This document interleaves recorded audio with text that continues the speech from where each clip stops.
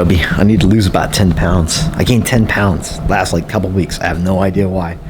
Well, I know why, because I've been eating like trash, but I don't know why I've been eating. Usually I don't eat like trash. Usually I don't eat. All right. What are you talking about? Just Mike, the car. That's all we care about. All right.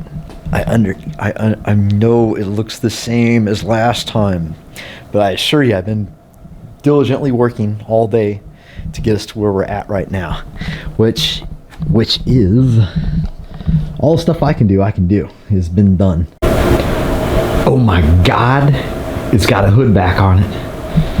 Look at that. So nice. I love this hood. I don't make hoods like this anymore. You're not going to find your average car at the dealership with a hood that's about 8 foot long. So nice. They're all like 2 foot long hoods now. Let me pop this hood for you guys. We'll check out, see where we're at. Oh, clickety clack.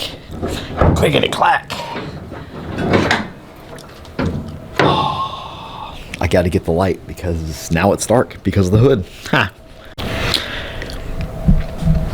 There we go. So hood popping. And yeah, so our lines for the air conditioner are in, and the heater.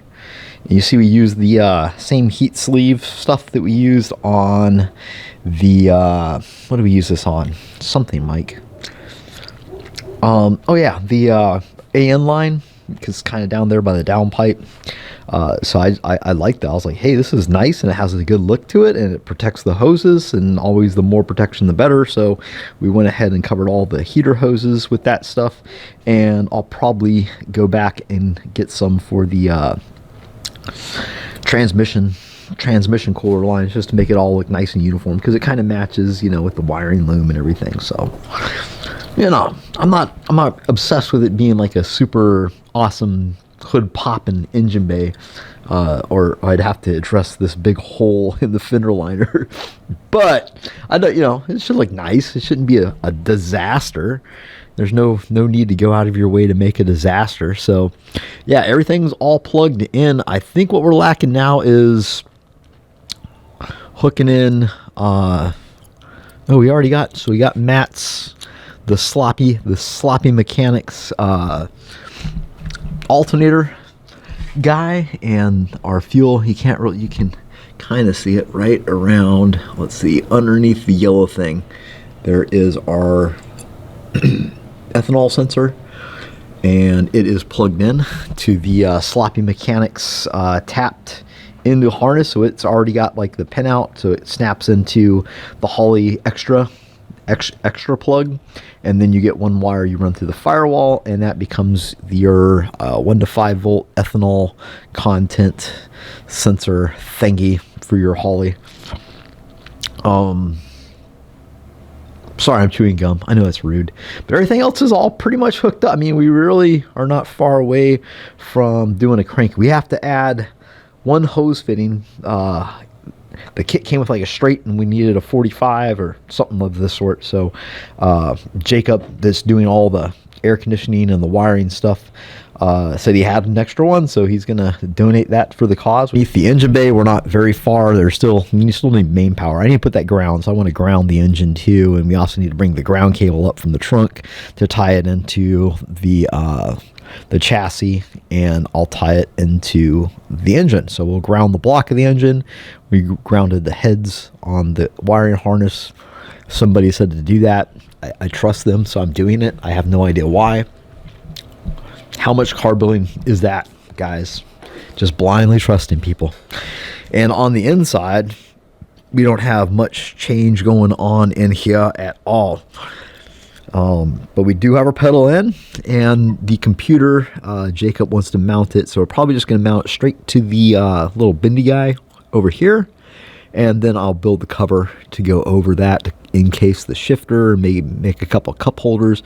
I've decided that I do want to get a hold of one of those old retro Bluetooth radios and put it in, and then I also need to figure out 3D printing the climate controls that are up here in the dash, if I can just 3D print something to go over top of it, and then I can put the cold air, the, what is this, vintage air controllers up where it used to be, and just kind of make a neat little package. So yeah, that's one thing I will say.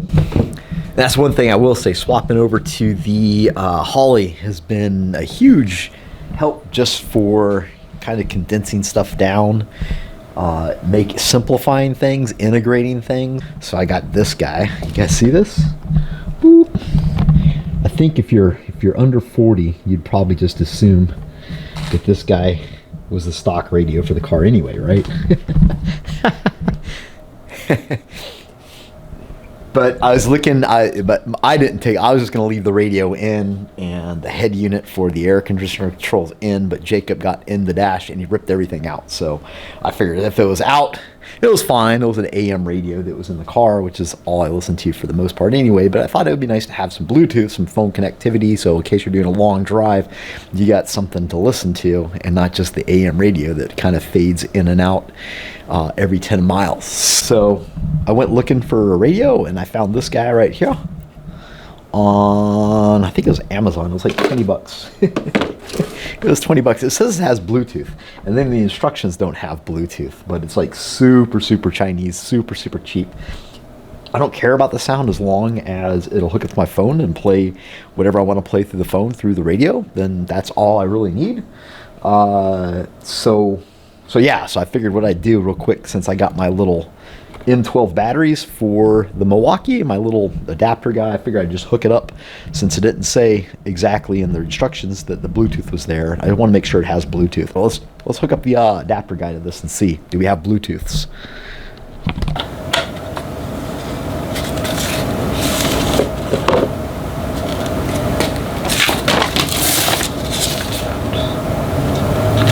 The power mode panel.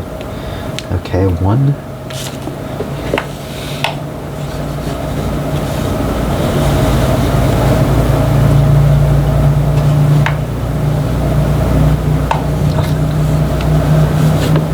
Not looking good, boys and girls.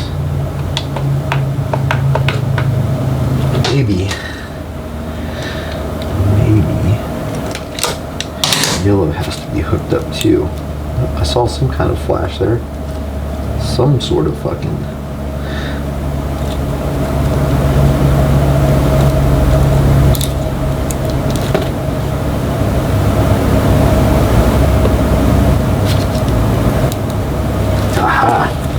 Something.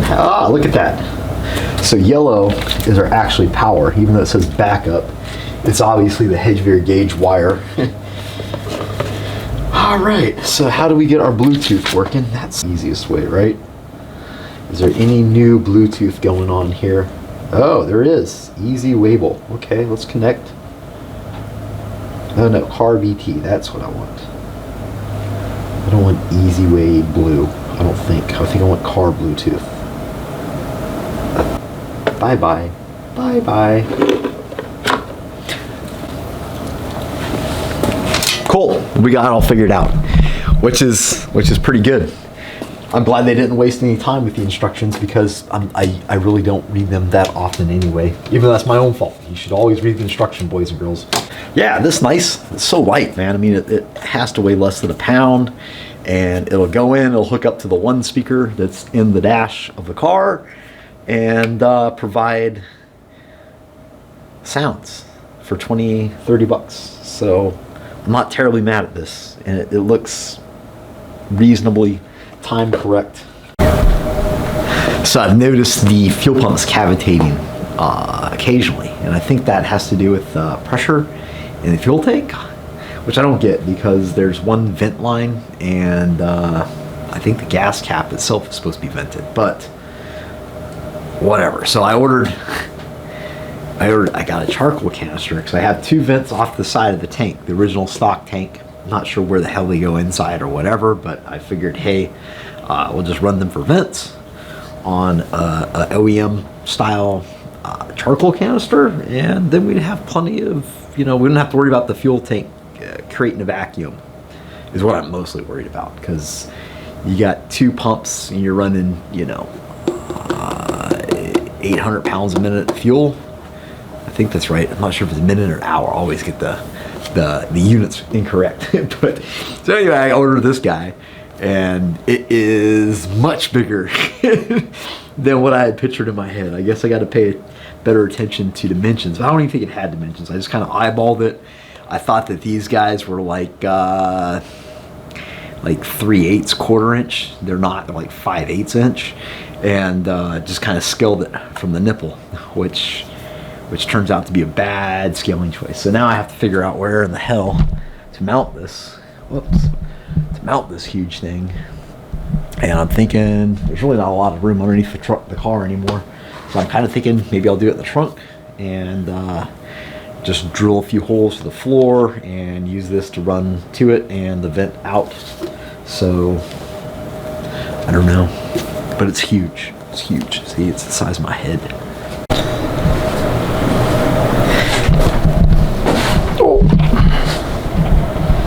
All right, so we just mounted this guy in there, nice and easy. Put some hose on the top, ran the hose to the back.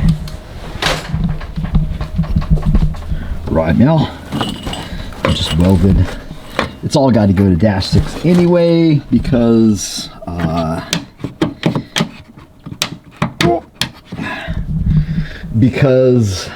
that's what the size of the actual fuel line coming out of the tank is. So I made this, just welded one of these are just weld-in push lock bungs that I saw on the website. I just welded a 6 to a 10, and yeah, so that'll push through. We'll put a little sealant around there just to make sure we're nice and sealed up, and then underneath the car, so it doesn't really affect any of our trunk space. We're all nice, all this garbage in there, plenty of room for that garbage.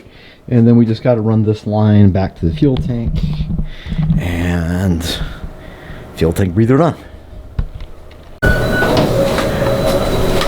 That guy, here's the back side, comes right through now and goes up along here, and then can you guys see that? It screws into these 2 lines that go into the gas tank. I know one of those used to be for the feed and the other one was for the breather, but they're both hooked up to the breather now, so whatevs. Now we got breathers for the fuel tank. I'm sure that's good. I'm sure that's important.